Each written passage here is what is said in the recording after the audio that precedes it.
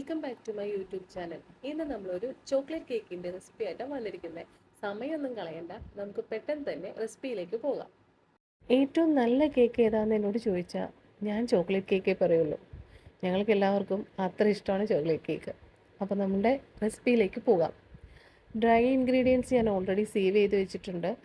4 മുട്ടയും 1 teaspoon vanilla എസൻസും 12 table spoon പൊടിച്ച പഞ്ചസാരയും കൂടി മിക്സ് ചെയ്ത് ഒരു 1/4 കപ്പ് ഓയിലും കൂടി മിക്സ് ചെയ്യും കേട്ടോ.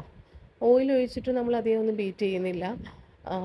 അത് കഴിഞ്ഞിട്ട് നമ്മുടെ ഡ്രൈ ഇൻഗ്രീഡിയൻസ് അതിലേക്ക് ആഡ് ചെയ്ത് കൊടുക്കുകയാണ്. 1 cup maida, 1/4 cup cocoa powder, 1 teaspoon baking powder, 1/4 teaspoon baking soda, 1 pinch ഉപ്പ്. ഇത്രയാണ് ഡ്രൈ ഇൻഗ്രീഡിയൻസ്.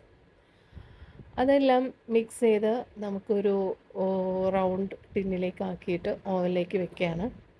പിന്നെ നമ്മൾക്ക് വിപ്പിംഗ് ക്രീം, ചോക്ലേറ്റ് വിപ്പിംഗ് ക്രീമാണ് ചെയ്യേണ്ടത്. അപ്പോൾ നമ്മൾ എന്ത് ചെയ്യണമെന്ന് വെച്ചാൽ വിപ്പിംഗ് ക്രീം വിപ്പ് ചെയ്തിട്ട് അതിൻ്റെ ഒപ്പം ചോക്ലേറ്റ് ഗനാഷ് കൂടെ ആഡ് ചെയ്യണം. അപ്പോൾ അത് നമ്മൾ ഡബിൾ ബോയിലിംഗ് മെത്തേഡിലാണ് ചെയ്യുന്നത്. ഡബിൾ ബോയിലിംഗ് മെത്തേഡ് എടുക്കുമ്പോൾ വെള്ളം ബോയിലായി വന്നിട്ട് അതിൻ്റെ മീതെ നമ്മളൊരു പാത്രം വെച്ച് കൊടുക്കുകയാണ്.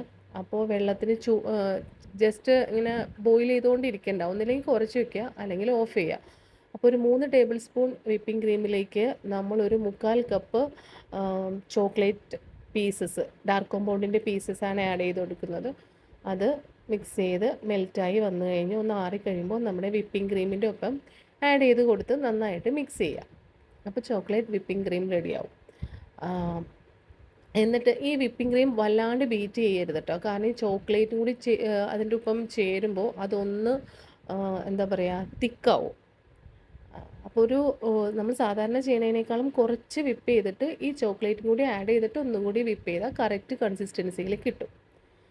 അപ്പം ഞാൻ ഫസ്റ്റ് ലെയർ വെച്ചിട്ട് ക്രീം ഇട്ട് കൊടുത്തതിന് ശേഷം കുറച്ച് ചോക്ലേറ്റ് ഗനാഷ് ഇട്ട് കൊടുത്തിട്ട് പിന്നെ എന്താ പറയുക, ചോക്കോ ചിപ്സ് കൂടി അതിൻ്റെ മുകളിലേക്ക് ഇട്ട് കൊടുക്കുന്നുണ്ട് കേട്ടോ. എന്നിട്ടാണ് സെക്കൻഡ് ലെയർ വെച്ച് അതും ഇതുപോലെ തന്നെ റിപ്പീറ്റ് ചെയ്ത് തേർഡ് ലെയറും വെച്ച് ക്രം കോട്ട് ചെയ്ത് കുറച്ച് നേരം ഫ്രിഡ്ജിൽ വെച്ചതിന് ശേഷം നമ്മളത് പിന്നീട് അത് ലാസ്റ്റ് ഐസിങ്ങിന് വേണ്ടി എടുക്കുകയാണ്.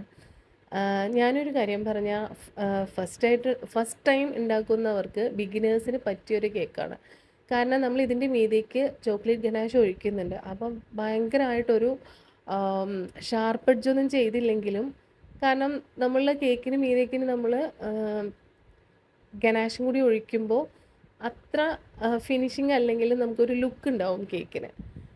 അപ്പോൾ നമ്മൾ ചെയ്യാം, അങ്ങനെ ചെയ്തിട്ട് അതായത് ഐസ് ചെയ്തിട്ട് ഫ്രിഡ്ജിലെടുത്ത് വെക്കാം. ഇനി നമുക്ക് ഗനാഷ് ഉണ്ടാക്കണം. ഗനാഷ് ഉണ്ടാക്കാനായിട്ട് ഞാൻ ഓൾറെഡി നേരത്തെ ചെയ്ത ആ പാത്രത്തിൽ തന്നെ ആട്ടോ ചെയ്തേക്കണം. അതാണ് സൈഡിലൊക്കെ ചോക്ലേറ്റ് ഇരിക്കുന്നത്.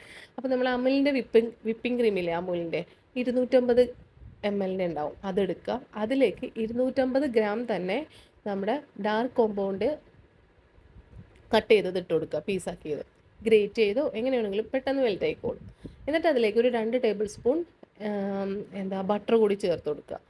അതിനുശേഷം ആ ഗനാഷിൻ്റെ മിക്സ് ആറിപ്പോവരുത്. നമ്മൾ ഒരു വിരലൊന്ന് ഡിപ്പ് ചെയ്താൽ നമുക്ക് സഹിക്കാൻ പറ്റുന്ന ഒരു ചൂട്, അതാണ് അതിൻ്റെ കൺസിസ്റ്റൻസി. അത് നമുക്ക് നമ്മുടെ കേക്കിൻ്റെ മുകളിലേക്ക് ഇങ്ങനെ ഒഴിച്ചു കൊടുക്കാം. ഞാൻ ഫുള്ളായിട്ട് കവർ ചെയ്തിട്ടില്ല കേട്ടോ, കാരണം ഗനാഷിൻ്റെ താഴെ ആ കേക്കിൻ്റെ പോർഷൻ കുറച്ച് കാണുമ്പോൾ നല്ലൊരു ലുക്കായിരിക്കും. എനിക്കപ്പോൾ അത് അങ്ങനെ ചെയ്യാനാണ് ഈ പ്രാവശ്യം തോന്നിയത്. പിന്നെ ഞാൻ ഫോണ്ടൻ്റ് കട്ട് ചെയ്തിട്ട് പേരും വെച്ച് കൊടുത്തിട്ടുണ്ട്. 1-2 ഷുഗർ ബോൾസും, കുറച്ച് ഷുഗർ ബോൾസും ഒരു വേഫറും കൂടി വെച്ച് കേക്ക് ഫിനിഷ് ചെയ്തിട്ടുണ്ട്. അപ്പോൾ അത്രേ ഉള്ളൂ. Thank you.